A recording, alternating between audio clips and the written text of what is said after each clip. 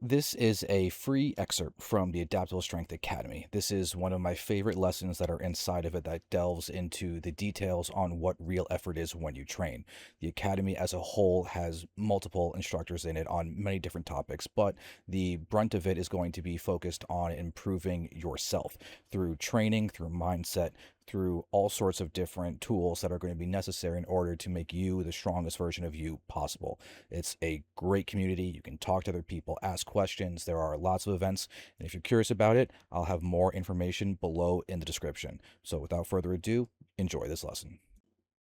Training hard is incredibly important, and being able to push yourself to the absolute limit is the mark of someone that is truly experienced with training. It takes a special mind to push as hard as humanly possible, especially when it comes to training your legs. So what we are going to do is go through a bunch of different examples of different sets where we examine the effort, we learn about how to quantify them, we talk about how to program effort into your overall training blocks and what is going to give you a recipe to get the biggest and strongest you can, because to a large extent, your ability to get big and strong is going to be determined by how hard you are able to train. Now, there's going to be a lot of considerations in terms of organizing your training splits, how you are executing each individual exercise. But if we take the exact same person and we take them in two different scenarios, one scenario where their training plan is perfect, but they never come close to failure, and we compare that with an inferior plan, but they are always training really hard, the one where they're always training really hard is actually going to yield more muscle growth because of the mechanism of mechanical tension. The closer you can push a muscle to failure, the more the muscle fibers are efficiently recruited, which then is actually going to drive muscle growth. So that is a key thing to recognize, is that the closer you are to failure, the more efficiently you recruit the muscle and the more you get to grow because of that. You combine that with solid nutrition, sleep, recovery, and you have a very, very solid recipe for getting as big and strong as you possibly can. So, we are going to delve into this with a lot more detail than you very well may be expecting. And we're going to answer the questions of what is real effort when training and look at it in a few different ways. The key question isn't, are you training hard right now? It's, what can we do to increase effort? And most importantly, do that intelligently. And we have a few different methods and a few different categories that we can look at. So the first one that we can look at is going to be the most individual for your workouts. These are the direct effort changes. We have the ability to decrease your proximity to failure, potentially reach failure, and potentially find ways to push yourself past that by adding in intensity techniques. What we are looking to do is just get yourself honest about what actually reaching failure truly is for you. And we have other ways that we can also increase your effort by doing it in a programming method where we can potentially add sets to your workouts, add reps to your sets, add weight to your sets, or add training frequency for either the motion or muscle group that we are talking about.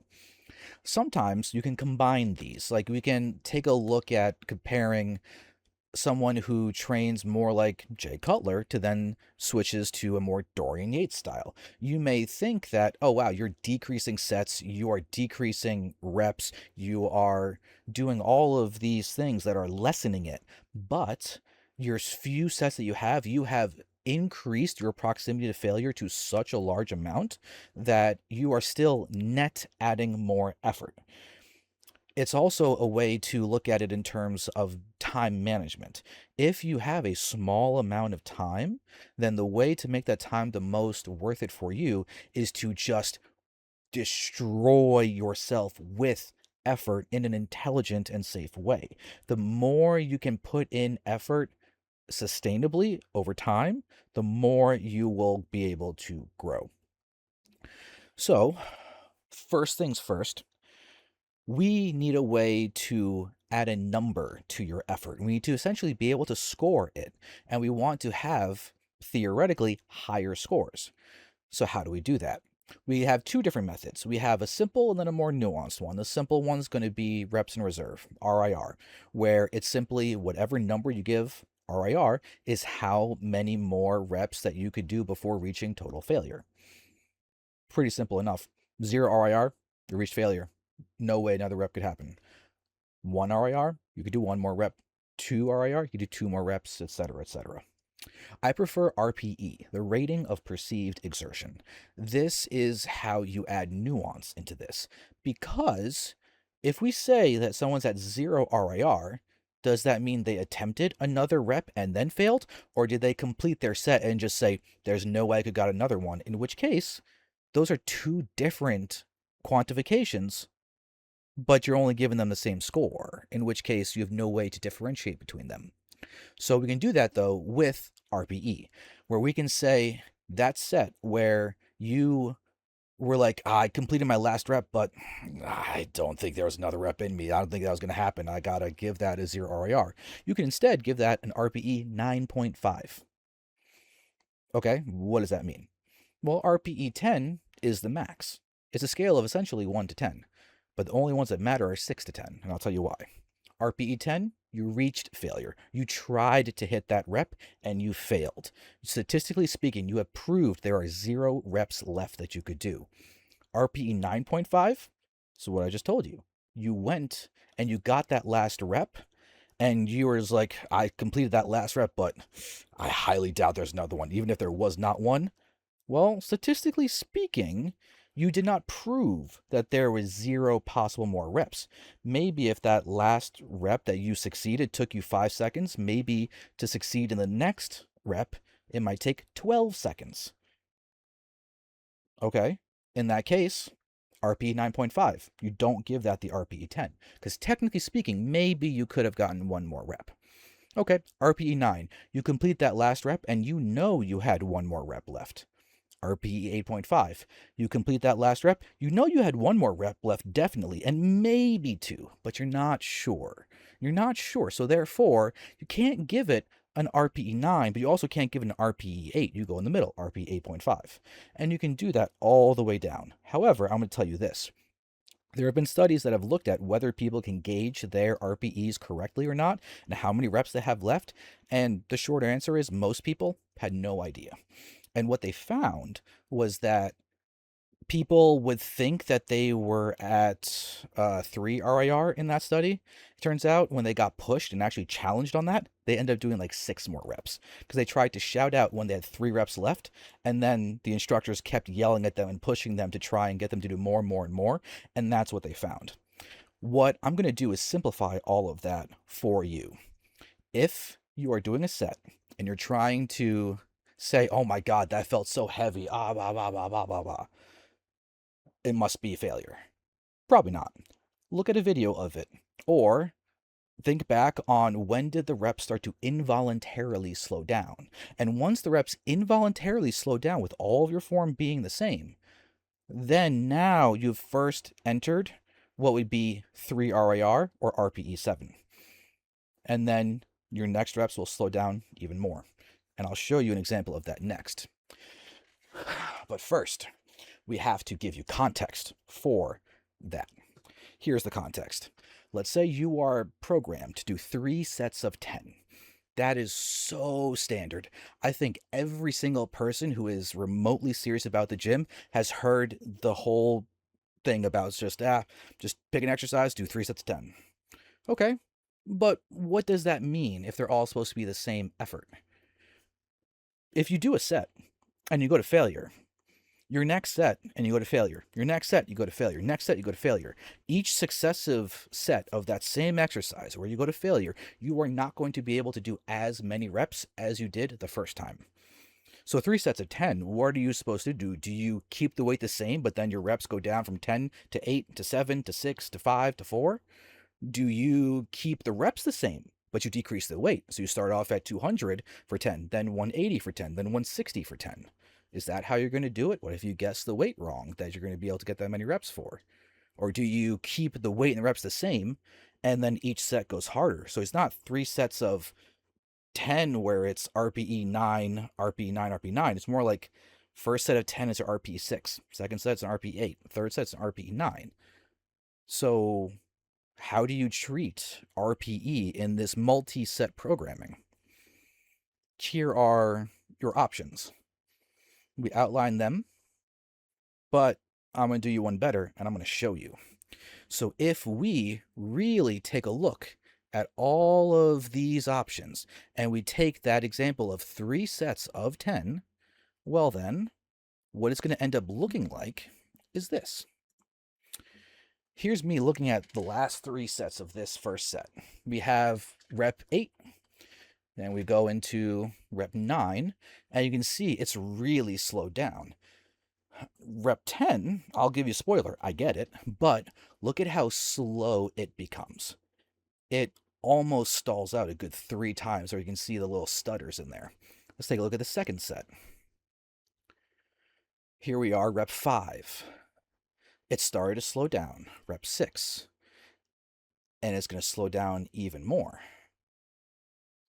And you look at some of these sets, and I'm sure people have been at the gym, and their last rep will look like my first rep that you saw in this video, and yet I'm still able to get another 3 reps.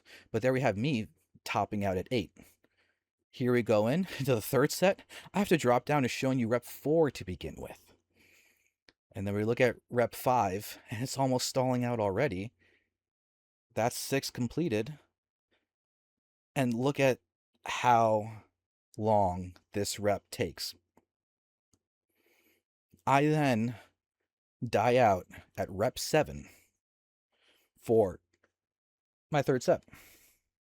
I went 10, 8, 7. And you saw that. That was legitimately hard every single time. I kept the weight the same. My program was 3 sets of 10. That is how you look at real effort within your sets, and you try to do it honestly and objectively. Each one of those was an RPE 9 or 9.5, and probably closer to 9.5. I really doubt that I could have gotten another rep on them, but that is how I recommend you look at your programming. 3 sets of 10 does not actually mean you execute 3 sets with all of them 10 reps every single time. It can. That is my number 2 option that I would recommend.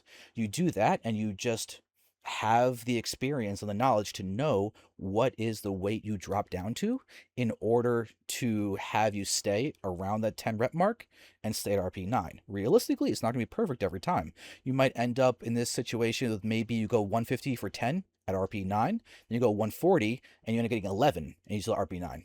Okay, it's 1 rep, that's fine. And then your next, you go down to 130 and you end up doing 9 reps to RP 9.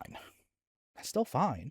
You can look that in a way and say that, well, that's the same total reps. That's 30 reps. 10, 11, and 9 together, 30. 3 by 10, 30. All right, that is a viable way to do it. But notice each of these keeps you to that proximity of failure. That third option, where the first set's RP6, second set RP7, third set RP9, only one of that sets, in my opinion, is really deemed a worthwhile, significant working set, which means you are not doing as much mechanical tension as you need to in order to optimally gain muscle. So keep that in mind. So let's take that and go into what this looks like across an entire training block. What we are looking at is usually a time period between 4 and 12 weeks. I like to use 8 weeks. But what we got to do is figure out what your RP progression needs to be for that entire time. The tricky part about organizing a training block is figuring out how to ramp things up. If we take a look at it in terms of starting at failure already, if you start week 1 at RPE 10, then the only place that you have to go is beyond failure, intensity techniques, and all sorts of stuff. And I'll talk about the fatigue aspects of all that later on in the intensity technique section. But what I want to ensure is that you give yourself room to progress. And when you are truly honest about what your RPE is or was during a set, if you go to a true RPE 7, that is actually still training pretty decently hard. What trips people up is they'll claim an RPE 7 when in actuality it was an RPE 5. That's not going to really be enough. It's not going to cut it. So what we want to do is make your training block start off easier, but not really easier. It's still training hard, and we just make it train harder and harder and harder. And we give yourself room to get comfortable with the routine and make sure that all of the motions feel okay. We get that confirmation and then we ramp it up. So the intensity is enough to give you honest data at the start, and the intensity gets to be enough to really push you to your limits at the end. And by the time you hit the end of that training block, what should be happening is you should feel ready to be like, all right, there's not much more that I can put into this bit. Let's go ahead and bring it back down. And then what you do is, if you did it correctly, you should not even really need a deload. You should be able to go right into the next training block at RPE 7. So what you are able to do is net yourself a really large amount of time progressing, as opposed to giving yourself programmed stalls or recovering from deep recovery holes in order to get yourself back into the position where you can just go ahead and start training significantly again. This keeps your training significant for longer. So try to think about that if you're programming your entire block. So we are now going to play a game where I'm going to play a bunch of videos, and what we are going to do is analyze the RPE of these. And you are going to, as we are doing this, try to guess the RPE. And then the answer will be revealed. So let's go through it and we will talk it out. We're going to first give you examples of some of the RPEs. So here we're going to start out showing RPE 10 on a seal row. If you don't have a seal row, I highly recommend it. It is one of the most humbling exercises because you cannot do any kind of momentum with it, because if you're doing it properly, you're not hiking your back around. You're not able to heave at all. So you can see my reps are very consistent. My elbows are coming to essentially the top of my shirt pretty much every single time. We can see I might lose a tiny bit of distance there, but we are looking at very consistent reps. But the last rep, we're going to watch where it ends, and you can't call that a completed rep to the same degree. Look at that stopping point. I'm halfway up. That's an RPE 10. Statistically speaking, it is impossible for me to have completed another rep. I had already failed. So that's RPE 10. Here, let's take a look at RPE 9.5. So what we're going to look at is the difference in speed. We can see in the beginning, my reps are all the same cadence, the same joint angles, the same everything. And what we are looking for is, when do I start to slow down? And once I hit that slow down point, how much does it slow down and how many reps are super slow?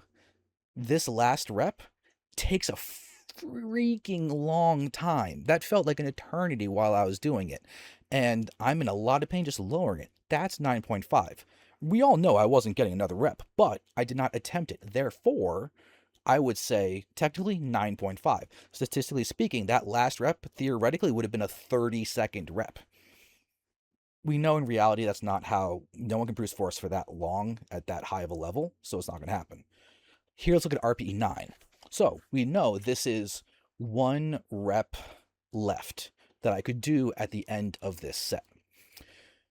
So we're comparing the speed and the execution of this. And what we are looking for is the involuntary slowdown, the control, and the rate of all of that. So here, I'd call that involuntary slowdown. We saw about halfway up by that sticking point, it started to stall. So let's see what else happens. Okay, again, slow, still doable, but slow. And then let's watch what happens with this one. So I had to mentally get into gear for this because I was hurting. Because these are low and deep and everything. And that stalled out just a little bit more. And I was in so much pain. I was in so much pain. I was so uncomfortable. That feeling where your legs are just burning and you can't get them comfortable, you can't move them or control them. I'm getting it here. And I'm saying I still, if I really had to, I could have gotten another. Confidently. Confidently, I could have gotten another. It would have been awful and brutal, but I could have. So now we have to get into your ability to guess. So we're going to watch this set of stiff-legged deadlifts. If you've never done them in a belt squat, highly recommend it. So we can see the execution is pretty consistent. There is a decent rhythm to the lift. We can see form solid. Knees are almost straight, but not quite. Back is going pretty decently down. Start to slow down there. What do you think the RPE is? Try to guess. Let's look at the last 2 reps again, and then you try to think, what is the RPE going to be? And say out the guess out loud or in your head or something. It doesn't really matter. It's not like I can hear you doing it. Or can I? So we see that really big stall at the bottom, but I'm able to push through it. So what is the RPE? Honestly, 9. Because if I was able to get another rep on that, it would have been slow. And 2 reps after that, I would have had to throw my knees forward to change my leverage in order to get it. Therefore, RPE 9. So let's watch another set with the stiff-legged deadlifts. We have similar execution as we just saw. The weight is different. We have I would actually say inferior execution on this looking at my back. But the question is, how many do you think I'm going to be able to get and at what RPE? So let's watch those last 3 reps again. Look at the speed. Look at the speed. Watch my knees. Look at what happens at the very bottom of the lift, the very bottom, because those bottom 2 inches are the ones that are really going to decide whether or not another rep takes place.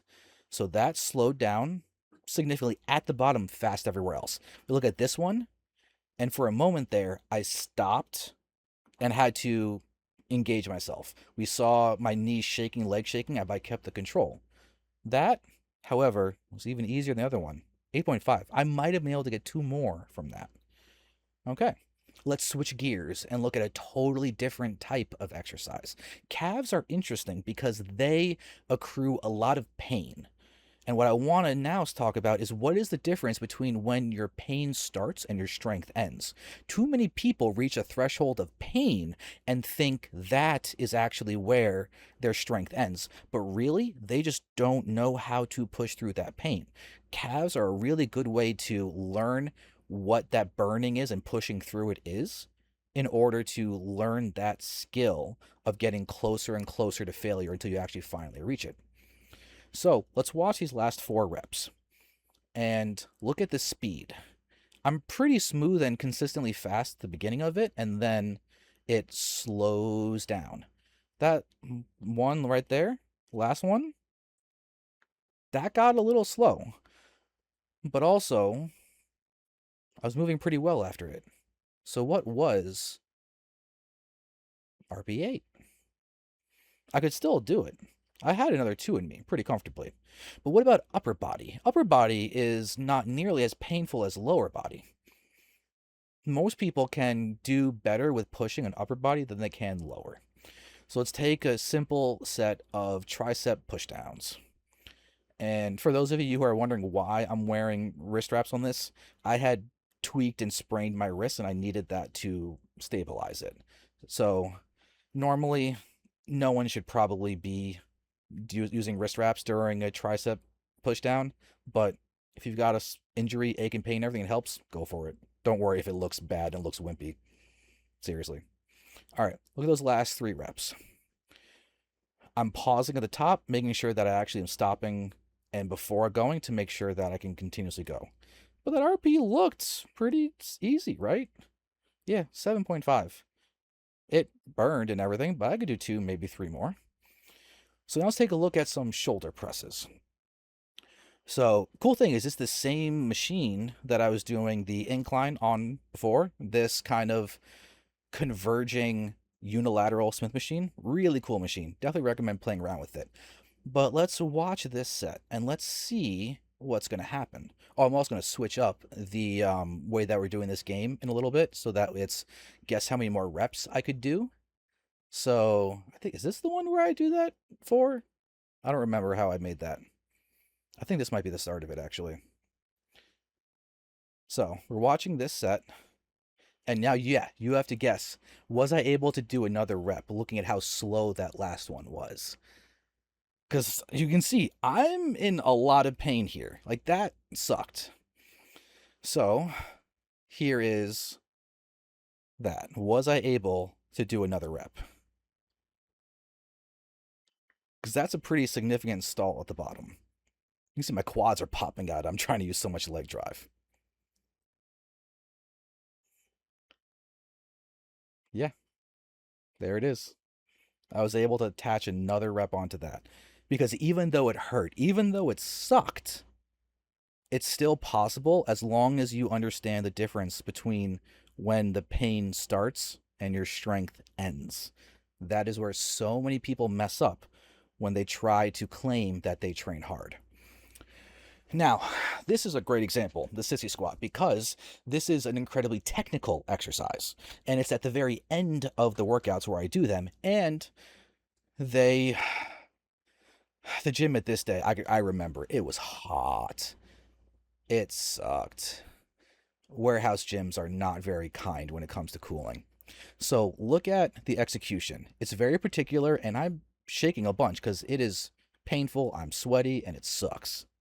So you look at that. Was I able to actually perform another rep considering the amount that my legs were shaking around?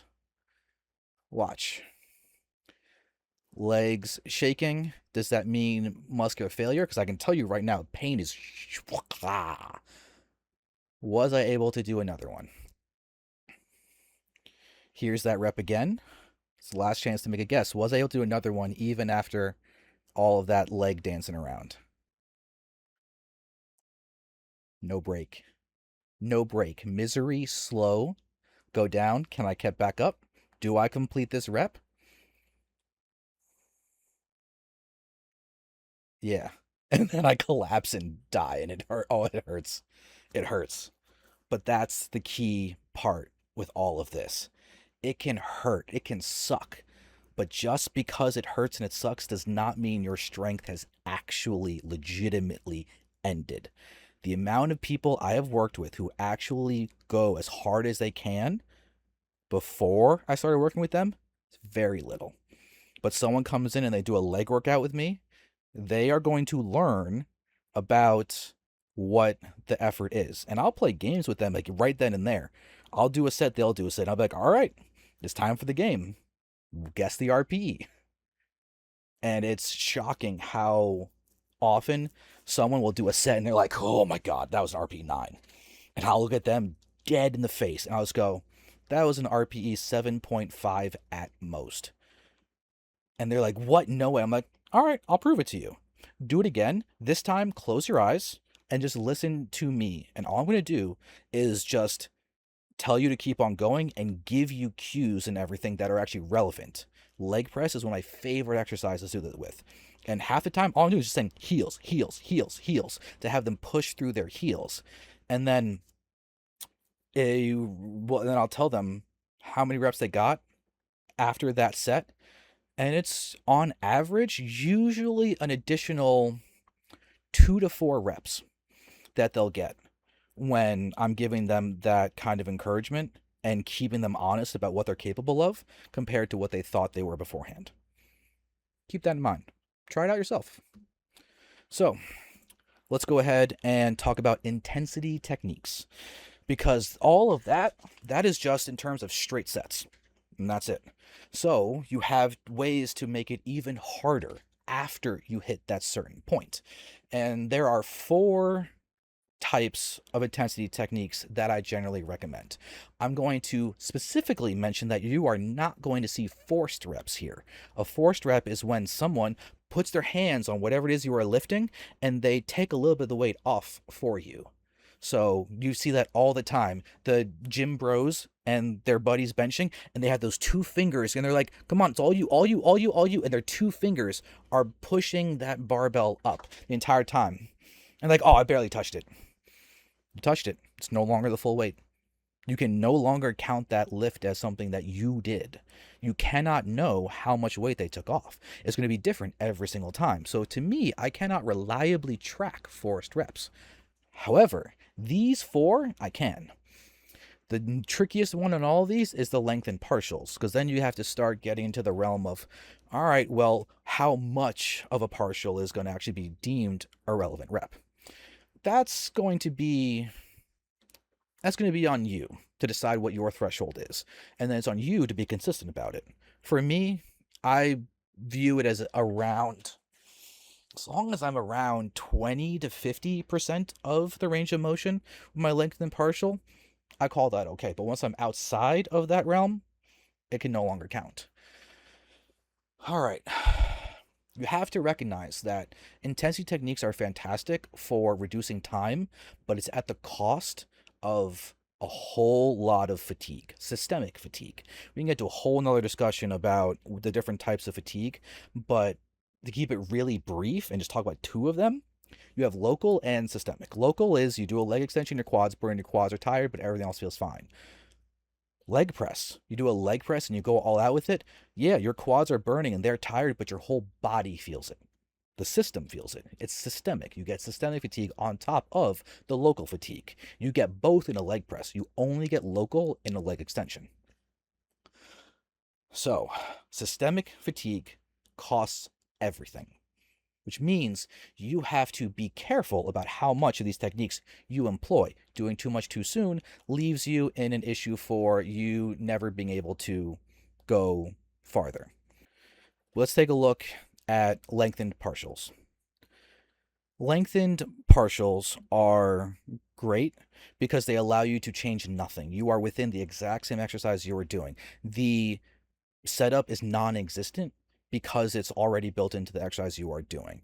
You go to failure and then you just keep on pumping out partial reps to your specified amount and range of motion. And I would say to start out with, between a quarter and half the length of the rep is a good amount to continue the partial. You generally will do this in the stretched position or the bottom position of the lift. That's going to be the most beneficial for it. That's how I recommend to do partials. That's why I specifically lengthened partials, not just partials. The drop set is possibly my favorite, though. It is the one that just challenges you in a very special way.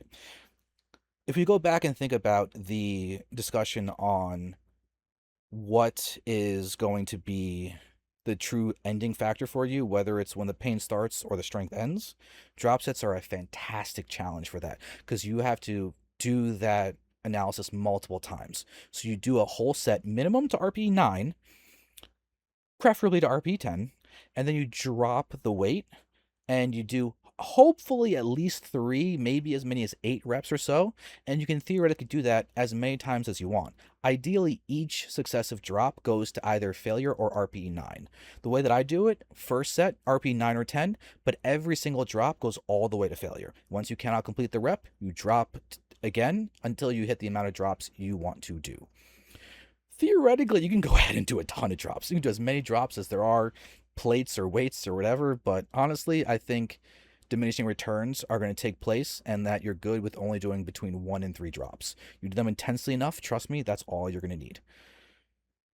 So be careful about the exercises you choose to drop sets on. I do not recommend you do them on conventional deadlifts, consumo deadlifts, or doing them on RDLs, doing them on barbell squats, doing them on unsupported compound movements in general. I do not recommend because you're asking to be put into risky positions because you're going to be in lots of pain. It's going to be hard to control. So here's an example. We have me doing the drop set here on belt squat. Let me fast forward a little bit. Okay. So here we have me bracing myself. I will literally go through a little breathing exercise with myself, and I'll take 4 deep breaths and then start to go when it's time for me to really get locked in for a set that I know is going to suck. I knew this was going to be awful. So what we're going to do is watch my execution of this drop set, and you're going to see, first off, the consistency in the reps. No one is going to say that I did not go low on every single one of these reps. I refuse to let that be a possible thought in anybody's mind. So I dunk it no matter what. So we can see here I am going there, and I'm hurting already. I'm breathing hard. My quads are on absolute fire. But I go ahead and execute, and you can see I'm not stopping. The reps are starting to slow down involuntarily, but I keep going. And you can see that rep was the last one of that set, and I would call that an RPE 9. And then my training partners, friends, or random people in the gym will take off plates. One on each side is usually a good way to go. And then it's a big breath, and you go down again. And you can see my reps are still low. That is still just as low as when I first started. And you know that my quads are seriously burning. And most people would expect that that would be my last one in that particular drop, but no, I go ahead and do it again. So there's me fighting for it, and then we do it again. I told you, between 1 and 3 drops is the way to go. So this is the second drop. The weight is lighter. I can still pump it out. You can see my strength is still there. The pain is really bad, but I know that that's not where the strength ends. So I keep going. I am in misery at this point.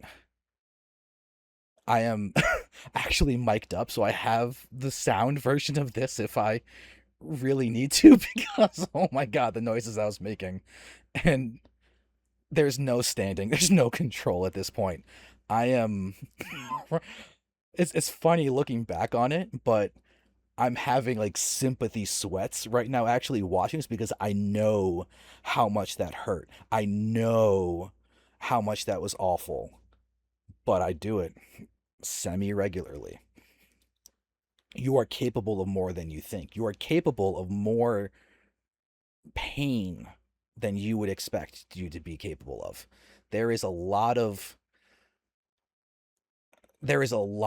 people out there who stop themselves prematurely, whether it's because of fear or whatever, doesn't matter. If you are going to be honest with yourself about how much pain you can withhold and how many reps you can do, take a look at that. That could easily be you, or maybe you can find a way to try even harder than I do. I'm not going to be stupid and claim that I am the hardest training person out there, but you know what? I train as hard as I possibly can, and I have not met many people who will push as hard as I can. Maybe you can make yourself one of those people. That would be pretty cool. I want more people who can train like that. So here are a couple other options. You have your myo reps, and you can do these in 2 different ways. But generally, a myo rep is a form of a rest pause, where you complete either a set or most of a set, and then you rest 5 to 10 seconds, and then you continue again.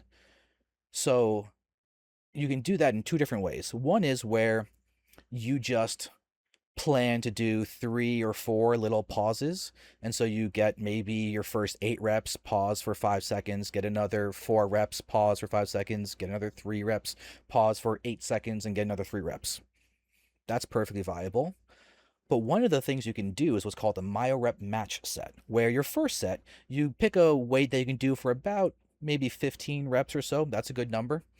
And then you go all the way to failure on that one.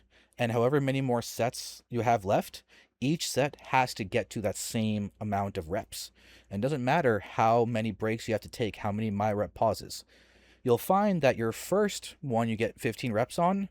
Your second set, it may look like you get 12 reps and then you do 3 reps to finish it off. And then your third set, it may go like you get 8 reps, you pause, you get 3 reps, you pause, you get 3 reps, and then you pause and then you can finally get that last rep.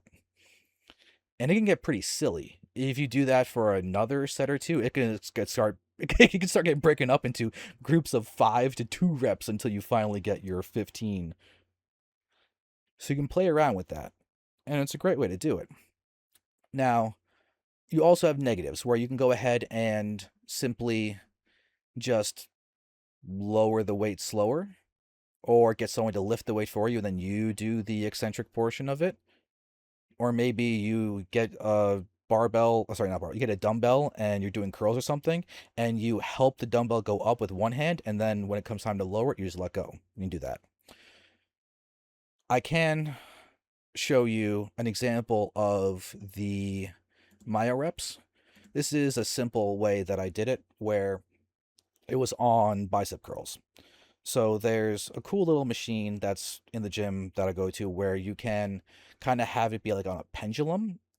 And so it changes the way you feel the difficulty in some interesting ways. And so it's a weird way to flip around where the reps feel hard. But you can see I do some amount and then I pause for 5 to 10 seconds and then I go again.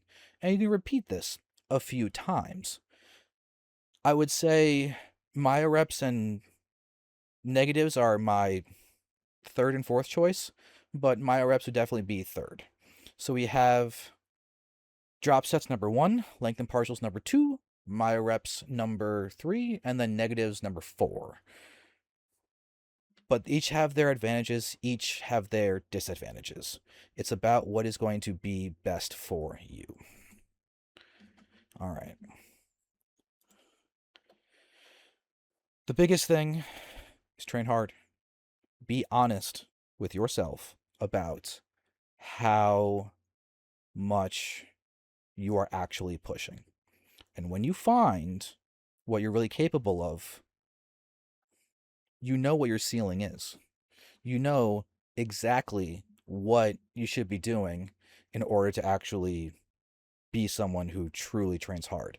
Be honest about what you are doing. Track it. Know what your effort is over time. Make your workouts progress, not just in terms of the individual workout or the individual exercise, but for the entire training block. You start yourself training at RP 7 at the beginning of the block and you finish it training at RP 9 to 10. That gives you progression that's planned.